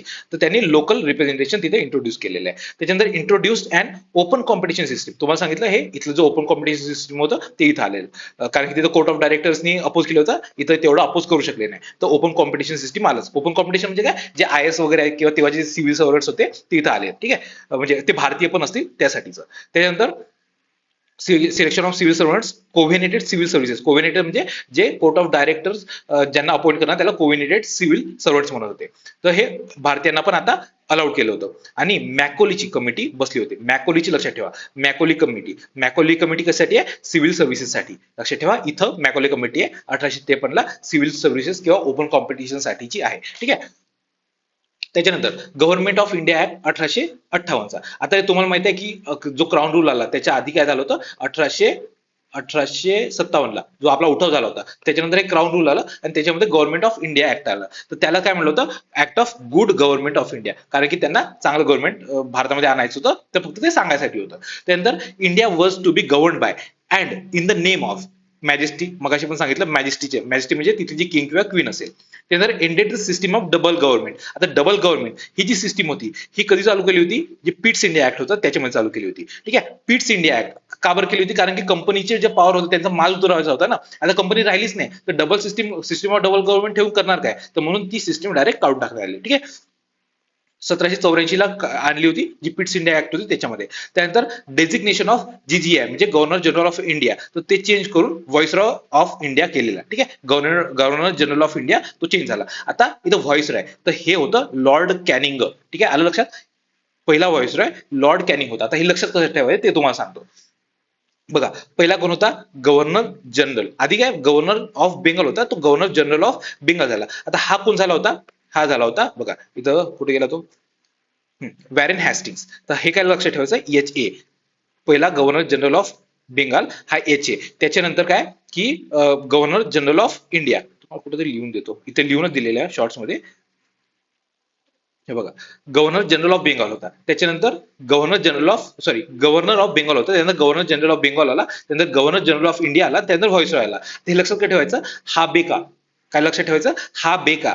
आपल्याला एवढं तर माहिती आहे, पहिले गव्हर्नर जनरल ऑफ बेंगॉल आला तर पहिले हा वरून असणार आहे. हा म्हणजे काय? हॅस्टिंग, लॉर्ड वॅरेन हॅस्टिंग. त्यानंतर बे म्हणजे काय? त्यानंतर याच्यानंतर गव्हर्नर जनरल ऑफ इंडिया आला तर तो बे म्हणजे काय? Bentinck, William Bentinck. त्यानंतर व्हाईसरॉय आला. व्हाईसरॉय म्हणजे काय? कॅनिंग. ठीक आहे, तर हे 3 अशी क्रोनॉलॉजी लक्षात ठेवायची आणि हा बेका लक्षात ठेवायचं. हा बेका, हा बेका, हा बेका, हा बेका. ठीक आहे, लक्षात राहून तुमच्या. त्याच्यानंतर कुठं आलो होतो आपण? 58 मध्ये लॉर्ड कॅनिंग फर्स्ट व्हाईसरॉय झाला. त्यानंतर नवीन ऑफिस काढला, secretary of state for India. म्हणजे हा असणार आहे MP. कोणाचा? तिथला जो पार्लमेंट होता इंग्रजांचं त्याचा MP असणार आहे आणि तो तिथे जाऊन चुगल्या करणार आहे भारतीयांचा. म्हणजे काय? Member of British cabinet and responsible to British parliament. तर ह्याच्याकडे complete authority and control over Indian administration असणार आहे आणि ह्याचे सगळे रिपोर्ट तो तिथले जाऊन सांगणार आहे. आणि ह्याला असिस्ट करायसाठी 15 जणांची मेंबर काउन्सिल काढली होती सेक्रेटरीसाठी. ठीक आहे, तर हे एक लक्षात आलं तुमच्या. त्यानंतर इंडियन काउन्सिल्स ऍक्ट 1861. एक मिनिट थांबा.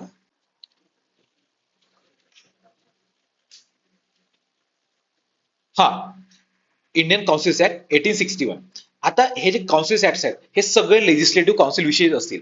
हे 1861चा, त्याच्यानंतर 92चा आणि 99चा. ठीक आहे, तर हे सगळे ऍक्ट इथं मोस्टली तुम्हाला लेजिस्लेचर विषयीच दिसेल. आता लेजिस्लेचर किंवा लेजिस्लेटिव्ह काउन्सिल म्हणजे काय? तुम्हाला मगाशी सांगितलं होतं जो 1853चा ऍक्ट होता, तर तिथे जो गव्हर्नर जनरलची काउन्सिल होती त्याचे 2 फंक्शन करण्यात आले होते. एक एक्झिक्युटिव्ह वेगळं केलं होतं आणि लेजिस्लेटिव्ह वेगळं केलं होतं. तर हे जे लेजिस्लेटिव्ह वेगळं केलंय ह्याची जी काउन्सिल होती, तर ह्या काउन्सिल विषयीचे हे सगळे लॉज आहेत, हे 3च्या 3 आहे. तर ह्याच्या विषयी इथं बोललं गेलेलं आहे. ठीक आहे, आता लेजिस्लेटिव्ह काउन्सिल ह्याच्यामध्ये पहिल्यांदा इंडियन्सला टाकलं कधी? 1861 ला. कोणी? लॉर्ड कॅनिंगने. It associated Indians with law making process, म्हणजे लेजिस्लेटिव्ह काउन्सिल मध्ये गेले. नंतर viceroy should nominate some Indians as non official members of his council. कोण ह्यांना नॉमिनेट करत होतं? व्हाईसरॉय करू शकत होतं. त्यानंतर त्यावेळेस व्हाईसरॉय कोण होता? लॉर्ड कॅनिंग, ज्याला आपण बघितलं होतं ह्या ऍक्ट मध्ये 1858च्या. ह्या लॉर्ड कॅनिंगनी तिघा इंडियन्सला नॉमिनेट केलं. कोण कोण? राजा ऑफ बनारस, महाराजा ऑफ पटियाला आणि सर दिनकर राव. हे नाव लक्षात ठेवा, 2-3दा वाचून घ्या, तुम्हाला लक्षात राहून जाते. कोण कोण आहे? राजा ऑफ बनारस, महाराजा ऑफ पटियाला आणि सर दिनकर राव ह्यांना लेजिस्लेटिव्ह काउन्सिलमध्ये पहिल्यांदा घेण्यात आलं. ठीक आहे. त्यानंतर इट इनिशिएटेड डिसेंट्रलायझेशन. डिसेंट्रलायझेशन म्हणजे काय की हा समजा भारत आहे, आधी फक्त पूर्ण पॉवर इकडे होती, तर आता बॉम्बे आणि मद्रासमध्ये पण आलेली आहे. ठीक आहे. तर हे जे पॉवर आहे, इथली जी पॉवर होती त्यांना परत करण्यात आली. ठीक आहे. त्याला आपण डिसेंट्रलायझेशन म्हणतो. आणखी काही north west frontier province Punjab वगैरे आहे, तर असे पण नवीन नवीन लेजिस्लेटिव्ह काउन्सिल आले आहे. ठीक आहे. ते बघा, it initiated decentralisation, restored legislative powers of Bombay आणि मद्रास. न्यू लेजिस्लेटिव्ह काउन्सिल्स कोणत्या कोणत्या होत्या? बेंगाल, नॉर्थ वेस्टर्न प्रोव्हिन्सेस आणि पंजाब. आधी बेंगाल ते तिथं सगळं सेंट्रलायझेशन होतं, त्याच्यामुळे तिथं वेगळी काउन्सिल नव्हती. पण आता इथे नवीन काउन्सिल पण काढलेली आहे, legislative council. बेंगालमध्ये, north western provinces मध्ये आणि पंजाबमध्ये. ही क्रोनॉलॉजी लक्षात ठेवा, विचारू शकता त्याच्यावर प्रश्न. आणि हे इयर्स पण लक्षात ठेवा. बेंगालचं कोणतं होतं? 1862. नॉर्थ वेस्टर्न फ्रंटियर प्रोव्हिन्सचं कोणतं? 1886 आणि पंजाबचं 1897. ठीक आहे, हे लक्षात ठेवून द्या. त्यानंतर viceroy can make rules for more convenient transaction of businesses in the council. कुठं ऐकल्यासारखं वाटतंय का? ज्यांनी पॉलिटी केलंय त्यांना ऐकल्यासारखं वाटेल, कारण की भारतामध्ये सध्याच्या कॉन्स्टिट्यूशन मध्ये आहे असं की हे व्हॉइसरॉय जागी कोण? प्रेसिडेंट आहे आणि काउन्सिलच्या जागी पार्लमेंट आहे आपलं. ठीक आहे. प्रेसिडेंट पार्लमेंटसाठी करू शकतो. आणि इथे कळतंय का आता कॉन्स्टिट्यूशन आपलं कुठून आलं? हे जे सगळी हिस्ट्री आहे त्याच्यामुळेच आपलं कॉन्स्टिट्यूशन आलेलं आहे. तर व्हॉइसरॉय हे कन्व्हिनियंट ट्रान्झॅक्शन आपल्या काउन्सिलच्या कन्व्हिनियंट ट्रान्झॅक्शनसाठी रूल बनवू शकतो. त्यानंतर पोर्टफोलिओ सिस्टीम हे लॉर्ड कॅनिंगनी इंट्रोड्यूस केली. पोर्टफोलिओ म्हणजे काय? आता जे आपलं कॅबिनेट आहे, जे प्रधानमंत्री मोदीजी आहे, त्याच्यानंतर होम मिनिस्टर अमित शहाजी आहे, त्याच्यानंतर निर्मला सीतारमणकडे फायनान्स मिनिस्ट्री आहे. तर हे जे मिनिस्ट्री आहे ते म्हणजे काय? पोर्टफोलिओज आहेत. ते जे मिनिस्टर आहेत ते पोर्टफोलिओ बघणार. ठीक आहे. तर त्याला म्हणतात पोर्टफोलिओ. तर हे इंट्रोड्यूस कोणी केलं होतं? लॉर्ड कॅनिंगने. त्यानंतर viceroy can issue ordinances during emergency. Ordinances म्हणजे काय की जेव्हा एक्झिक्युटिव्ह, जेव्हा लेजिस्लेचर कामात नसतं त्यावेळेस म्हणजे नवीन नवीन लॉ बनवतो त्याला म्हणतात ऑर्डिनन्सेस. तर व्हॉइसरॉय हे ऑर्डिनन्स बनवू शकत होतं आणि आता पण आपल्या कॉन्स्टिट्यूशन मध्ये आहे. हे कुठं आहे? जे प्रेसिडेंट आहे ते ऑर्डिनन्स बनवू शकतं कधी? इमर्जन्सी काम जेव्हा लेजिस्लेचर नसेल तेव्हा. ठीक आहे. त्याच्यानंतर इंडियन काउन्सिल्स ऍक्ट. आता हे पण सगळं लेजिस्लेचर विषय असणार आहे 1892 मध्ये. आता इथं लेजिस्लेटिव्ह काउन्सिलला बजेट डिस्कस करायची पॉवर देण्यात आली, आपण मगाशी बघितलं होतं. त्याच्यानंतर आता का बरं? कारण की इथं 1892च्या आधी 1885 मध्ये नॅशनल इंडियन काँग्रेस झाली होती तयार. तर ती काँग्रेसने काही डिमांड ठेवलं, त्याच्यामुळे हे सगळे आपल्याला रिफॉर्म्स बघायला मिळाले. तर पॉवर ऑफ डिस्कसिंग बजेट, त्यानंतर nomination of some non official members. Non official members म्हणजे बऱ्यापैकी इंडियन्स होते आधी. जे मेजॉरिटी होती ते ऑफिशियल्स म्हणजे जे ब्रिटिश कंपनीनी किंवा ब्रिटिशांनी अपॉइंट केलेले होते. आणि इथं आता नॉन ऑफिशियल्स म्हणजे जे इंडियन्स वगैरे आहेत तर त्यांना पण इथं टाकण्याची प्रोव्हिजन ठेवली. ठीक आहे. तर इथं नॉमिनेशन कुठून भेटणार होतं? सेंट्रल लेजिस्लेटिव्ह काउन्सिल मध्ये, जे केंद्रात होतं. तर तिथं कुठं? लेजिस्लेटिव्ह काउन्सिल आणि बेंगाल चेंबर ऑफ कॉमर्स. आता हे एक ट्रेड बॉडी होती. तर हे बेंगाल चेंबर ऑफ कॉमर्स आणि लेजिस्लेटिव्ह काउन्सिल ह्यांच्याकडून, प्रोव्हिन्शियल लेजिस्लेटिव्ह काउन्सिल ह्यांच्याकडून सेंट्रल लेजिस्लेटिव्ह काउन्सिलमध्ये अपॉइंटमेंट जाणार होतं किंवा नॉमिनेशन जाणार होतं. कोण करणार होतं? व्हॉइसरॉय करणार होतं. ठीक आहे. त्याच्यानंतर प्रोव्हिन्शियल लेजिस्लेटिव्ह काउन्सिल. आता ही जी प्रोव्हिन्शियल लेजिस्लेटिव्ह काउन्सिल आहे जी इथं नॉमिनेट करत होती, तर तिथं पण काही नॉमिनेशन आले. कोण करत होतं? तर ते गव्हर्नर करणार ऑब्व्हियसली. काय? provincial legislative councils by the governors of the provinces on the recommendation of the district boards, municipalities, universities, trade unions, zamindar आणि चेंबर्स. तर हे सगळे इथं नॉमिनेट करू शकत होते. आणि जे प्रोव्हिन्शियल कोर्ट होतं किंवा प्रोव्हिन्शियल लेजिस्लेटिव्ह बॉडी होती ती सेंट्रल लेजिस्लेटिव्ह काउन्सिलवर नॉमिनेट करू शकत होती. ठीक आहे. त्यानंतर लिमिटेड आणि indirect provision for the use of election. इथं ऑफिशियल सीट्सवर नाही, नॉट ऑफिशियल सीट्सवरच हे करण्यात आले होते. पण वर्ड इलेक्शन हे युज केलं नव्हतं. कधी? 1892 ला. ठीक आहे. पण ते जवळपास इलेक्शन सारखं झालं होतं, पण असं इलेक्शन वर्ड युज नव्हतं केलं. त्यानंतर इंडियन काउन्सिल ऍक्ट 1909. आता इथे काय? ह्याला मोर्ले मिंटो रिफॉर्म्स पण म्हणतात, कारण की जो मोर्ले होता तो सेक्रेटरी होता आणि मिंटो होता तो व्हॉइसरॉय होता. आता मोर्ले सेक्रेटरी लक्षात ठेवायचं, मोसे मोर्ले सेक्रेटरी मोसे. ठीक आहे. आणि जो मिंटो होता तो viceroy. Number of members of central legislative council was raise from 16 पासून 60 पर्यंत. एवढा मोठा आकडा आहे, तर हा लक्षात ठेवायचा आपल्याला. 16 पासून 60 पर्यंत डायरेक्ट लेजिस्लेटिव्ह काउन्सिल मधले जे मेंबर्स होते ते वाढवले होते. का बरं? कारण की भारतीयांना अकोमोडेट करायचं होतं. त्याच्यानंतर retain official majority in central legislative council. जे सेंट्रल लेजिस्लेटिव्ह काउन्सिल होती तिथं ऑफिशियल मेजॉरिटी केली, पण जे प्रोव्हिन्शियल लेजिस्लेटिव्ह काउन्सिल होते जे बॉम्बे किंवा मद्रास होतं, तर तिथे जे नॉन ऑफिशियल मेजॉरिटी अलाउ केली. ठीक आहे. नॉन ऑफिशियल म्हणजे जे इंडियन्स वगैरे होते त्यांना अलाउ केलं थोडंसं जास्त. ठीक आहे.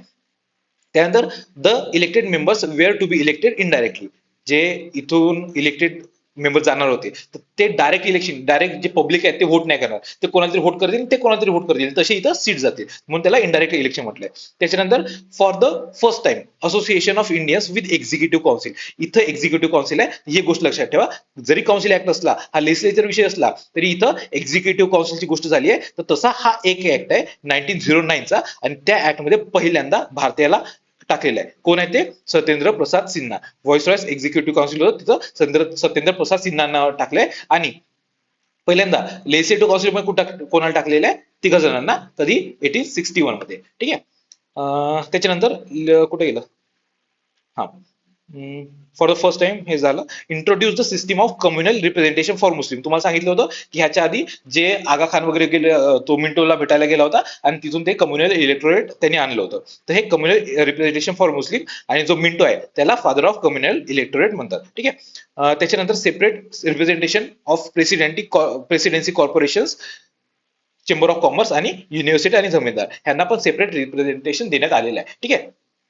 तर असे हे काउन्सिल ऍक्ट होते. आता ह्याच्यानंतर येत आहेत आपले गव्हर्नमेंट ऑफ इंडिया ऍक्ट, कारण की इथे खूप जास्त प्रमाणात पॉवर शिफ्ट झाली आहे, तर त्याच्यामुळे ह्यांना direct government of India act म्हणतात. इथे फक्त काउन्सिल विषय नाही, इतर गोष्टीविषयी पण बोलण्यात आलेलं आहे.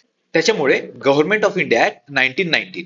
आता हा जो ऍक्ट आहे ह्याला मॉन्टेग्यू चेम्सफोर्ड रिफॉर्म्स म्हणतात. आता मॉन्टेग्यू हा होता सेक्रेटरी आणि चेम्सफोर्ड होता व्हॉइस रॉय. आता हे लक्षात ठेवायचं, हे पण मोसे सारखंच, मो फॉर मॉन्टेग्यू आणि से फॉर सेक्रेटरी. इथं आपण जसं लक्षात ठेवलं होतं मोर्लेचा सेक्रेटरी मोसे. ठीक आहे. तसं इथं मॉन्टेग्यूचा सेक्रेटरी मोसे. ठीक आहे. त्याच्यानंतर classification of all subjects of administration into 2 categories. तुम्हाला सांगितलं हे म्हणजे हा जो ऍक्ट होता हा क्लासिफिकेशन ऑफ सगळ्या सब्जेक्टचा होता, फक्त त्यासाठीच हा मोस्टली ऍक्ट आहे. बघा इथं काय केलंय की सगळे जे सब्जेक्ट आहेत त्याला 2 कॅटेगरीमध्ये केले डिवाइड. कोणते कोणते? सेंट्रल सब्जेक्ट आणि प्रोव्हिन्शियल सब्जेक्ट. आता त्याच्यानंतरचा जो ऍक्ट येणार आहे 1935चा, त्याच्यामध्ये 3 लिस्ट केले आहे. इथं 2 लिस्ट होत्या, सेंट्रल सब्जेक्टचा आणि प्रोव्हिन्शियल सब्जेक्टचा. आणि जे प्रोव्हिन्शियल सब्जेक्ट होतं त्याला पुन्हा 2 याच्यात डिवाइड केले आहे. Provincial subject divided into 2 parts. कोणते? ट्रान्सफर्ड आणि रिझर्व्ड.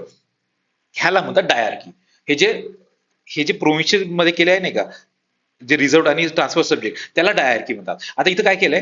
रिझर्व्ड सब्जेक्ट, रिझर्व्ह केलेली गोष्ट म्हणजे काय, जी ऑलरेडी स्वतःकडे आहे तर ती स्वतःकडेच ठेवणे म्हणजे रिझर्व्ह केली. ट्रान्सफर म्हणजे काय, आपल्याकडे जे काय ते दुसऱ्याला देणे म्हणजे ते ट्रान्सफर. आता रिझर्व्ड हे काय असणार आहे? जे गव्हर्नर जनरल आहे त्याची एक्झिक्युटिव्ह काउन्सिल होती, त्याचे जे पॉवर असणार आहे ते स्वतःकडे ठेवले जे सब्जेक्ट, त्याला रिझर्व्ह म्हणतील. बरोबर. ऍडमिनिस्ट्रेटेड बाय गव्हर्नर आणि त्याची एक्झिक्युटिव्ह काउन्सिल, तर ते रिस्पॉन्सिबल नव्हते, त्याला म्हणतात रिझर्व्ड. रिस्पॉन्सिबल कोण नव्हते? जी लेजिस्लेचर होते त्याला. ठीक आहे. ट्रान्सफर कोणाला ट्रान्सफर करणार? जे मिनिस्टर्स आहे किंवा दुसरे लोक आहेत त्यांना. मिनिस्टर म्हणजे हे भारतीय आहेत. ठीक आहे. त्यांना पॉवर ट्रान्सफर केलेली आहे. तर कोणती पॉवर? जे काही सब्जेक्ट असतील ते वाले. पण तरी कोण करत होतं? गव्हर्नरच. दोन्ही ठिकाणी गव्हर्नरच. पण इथं हेल्प कोणाची घेत होती? मिनिस्टरची. इथं हेल्प होती एक्झिक्युटिव्हची. हे ट्रान्सफर पॉवर मिनिस्टरची होती. इथं रूल दोघा जणांचा होता, त्याच्यामुळे डायआर्की म्हटले. डबल गव्हर्नमेंट वेगळं, ठीक आहे, ते वेगळं, आणि डायआर्की वेगळं. आता इथे प्रोव्हिन्सेस मध्ये डायआर्की आहे, आणि सेंटरमध्ये इथं अजून डायआर्की लागली नाही, ते पुढच्या ह्याच्यात येणार आहे. त्याच्यानंतर for the first time separated provincial budget from the central budget. ही एक गोष्ट लक्षात ठेवा, इथं प्रोव्हिन्शियल बजेट आणि सेंट्रल बजेटला सेपरेट केलंय. कळतंय का तुम्हाला डिसेंट्रलाइज कसं होत आहे? इकडून इकडे पूर्ण सेंट्रलाइज होतं. त्यानंतर आता 1919 येईपर्यंत जे प्रोव्हिन्शियल बजेट आहे, प्रोव्हिन्सेस आहे, तर त्यांना पण स्वतःचं सेपरेट बजेट काढायची परमिशन देण्यात आली आहे. ठीक आहे. तर म्हणजे आपलं डिसेंट्रलाइज प्रॉपरली होत आहे. त्याच्यानंतर introduced bicameralism at the Indian legislative council, म्हणजे सेंटरमध्ये बायकॅमेरलिझम काढलेलं आहे. बायकॅमेरलिझम म्हणजे तुम्हाला सांगितलं 2 कॅमेरा नाही, 2 हाऊसेस, एक राज्यसभा आणि लोकसभा. राज्यसभा म्हणजे जे प्रोव्हिन्सेस होते तिथले लोक, त्यांना राज्यसभा लोकसभा नव्हते म्हणत, पण सांगतोय तुम्हाला लक्षात द्यावं त्यासाठी.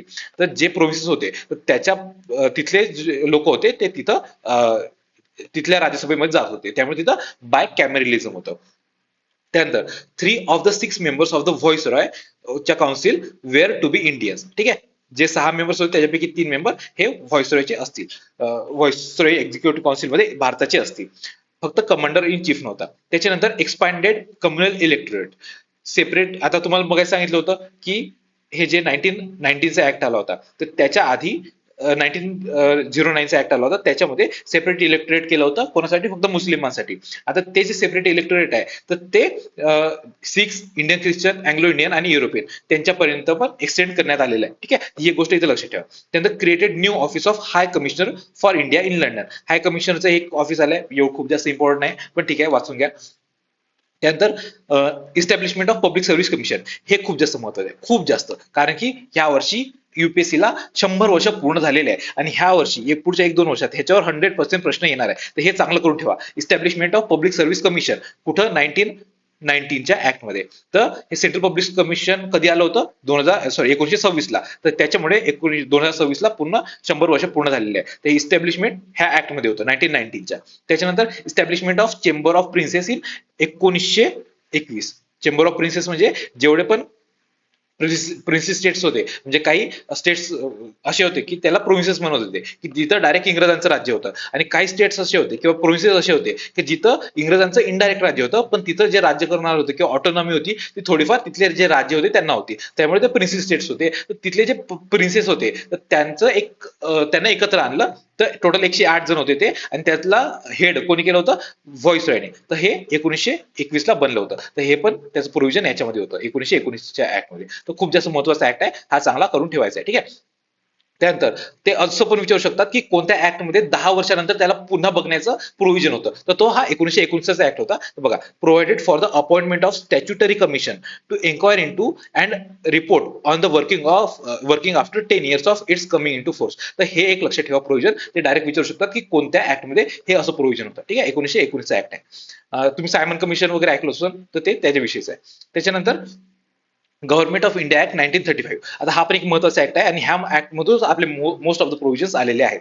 आता ह्या ऍक्ट मध्ये खूप मोठा होता ऍक्ट होता. डायरेक्ट 321 सेक्शन्स होते आणि 10 शेड्यूल्स होते. हे एक विचारू शकतात, किती शेड्यूल आणि किती सेक्शन्स होते? तर 321 आणि 10 शेड्यूल्स. त्यानंतर establishment of all India federation.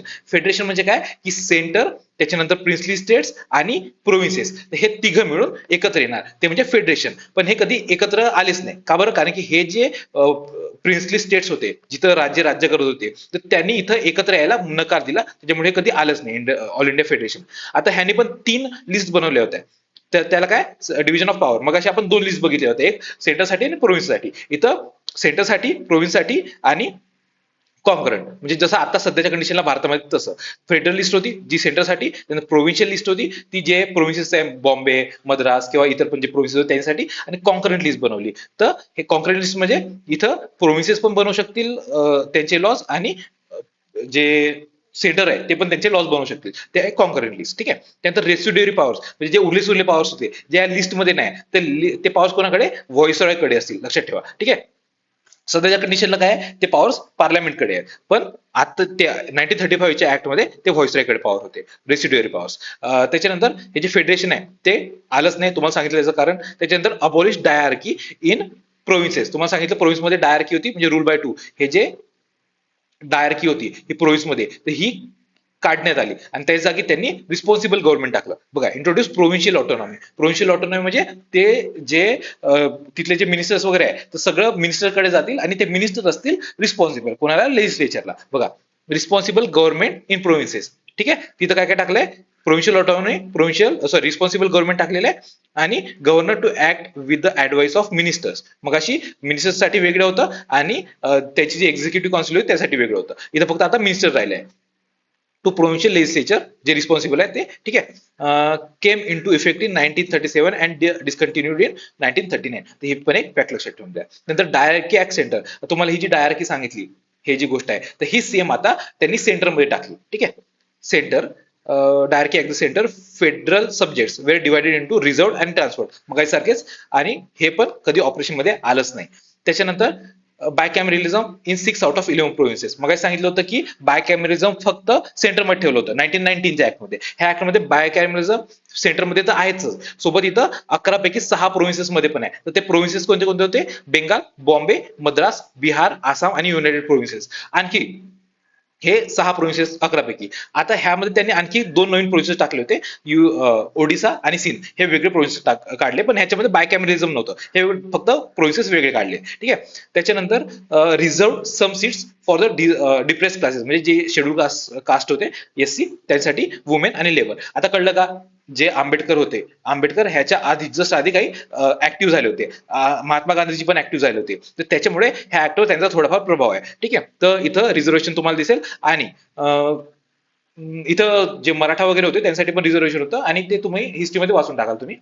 ते इथं जास्त आपण पॉलिटिक्सच्या ह्याच्यात ते जास्त घेऊ नये आपण. त्याच्यानंतर establishment of reserve bank of India, ते पण आंबेडकरांनी वगैरे पण त्या बऱ्यापैकी वाटा होता याच्यामध्ये. त्याच्यानंतर provided for the establishment of federal public service commission, provincial public service commission आणि जॉईंट पब्लिक सर्व्हिस कमिशन, जे आता युपीएससी एमपीएससीनी जॉईंट कमिशन आहेत ते सेम ते इथे टाकलं होतं. ठीक आहे. फेडरल म्हणजे आता जी युपीएससी आहे ती, त्याच्यानंतर प्रोव्हिन्शियल म्हणजे जी आपण एमपीएससी आहे ती, आणि जॉईंट म्हणजे समजा 2 किंवा 2 पेक्षा जास्त राज्य असले, ते म्हणले की आम्ही सोबत पब्लिक सर्व्हिस किंवा सोबत रिक्रूट करू, तर ते म्हणजे जॉईंट पब्लिक सर्व्हिस कमिशन, जे की सध्याच्या कंडिशनला आहे भारतात, तर ते इथून आणलेलं आहे. ठीक आहे. त्यानंतर establishment of federal court, federal court आता जे सुप्रीम कोर्ट आहे ते 1937 ला इस्टॅब्लिश केलं होतं. त्यानंतर establishment of federal railway authority, फक्त रेल्वेसाठी सगळं बघण्यासाठी जी ऑथॉरिटी आहे ती. त्यानंतर provided for appointment of auditor general of India, सध्या आपल्याकडे ऑडिटर जनरल ऑफ इंडिया आहे तो.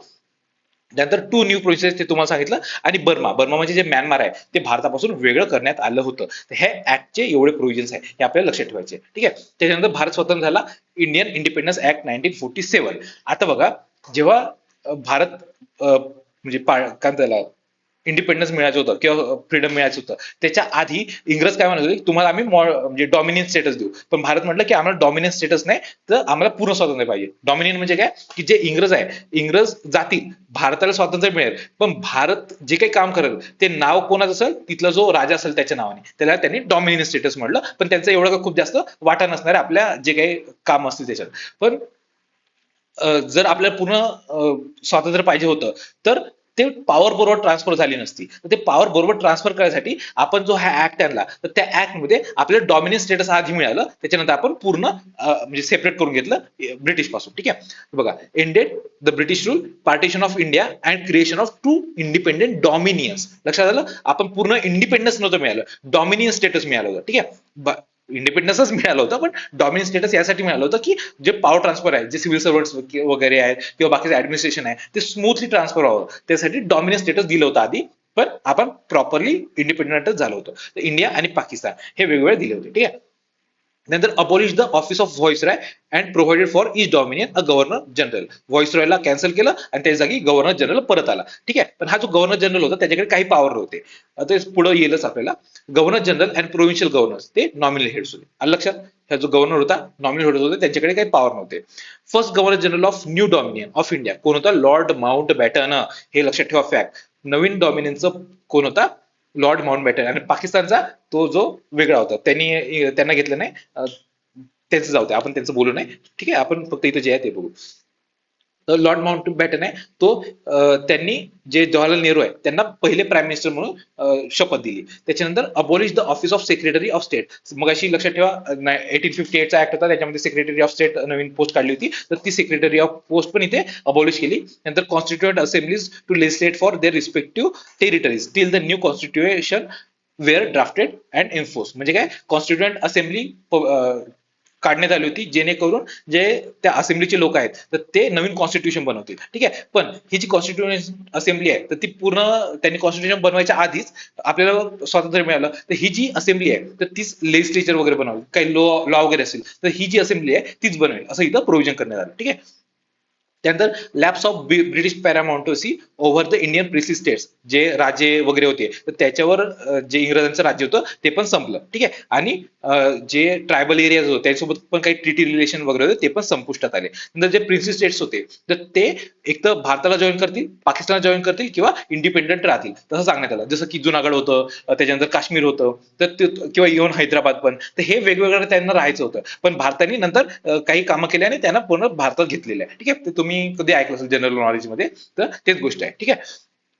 त्यानंतर governance of each of the dominions and the provinces till the new constitution, हे गव्हर्नमेंट ऑफ इंडिया ऍक्ट कोणतं 1935चा आपण हा जो ऍक्ट बघितला 1935चा, तर ह्याच्यानेच जोपर्यंत आपलं कॉन्स्टिट्यूशन बनत नाही तोपर्यंत ह्याच्याद्वारे पूर्ण आपलं जे ऍडमिनिस्ट्रेशन आहे ते चालेल.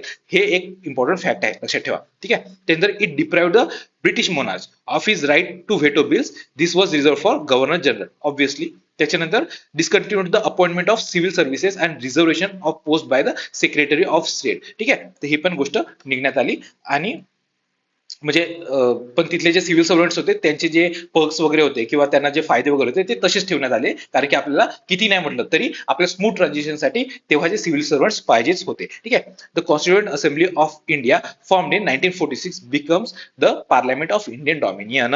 ठीक आहे. आलं लक्षात. ह्या सगळ्या गोष्टी इथं झालेल्या आहेत. त्याच्यानंतर आता हे रिव्हिजनचे काही पॉइंट्स काढले तर ते तुम्हाला मी युट्यूबवर टाकून देईल. ठीक आहे. चलो फिर बाय बाय.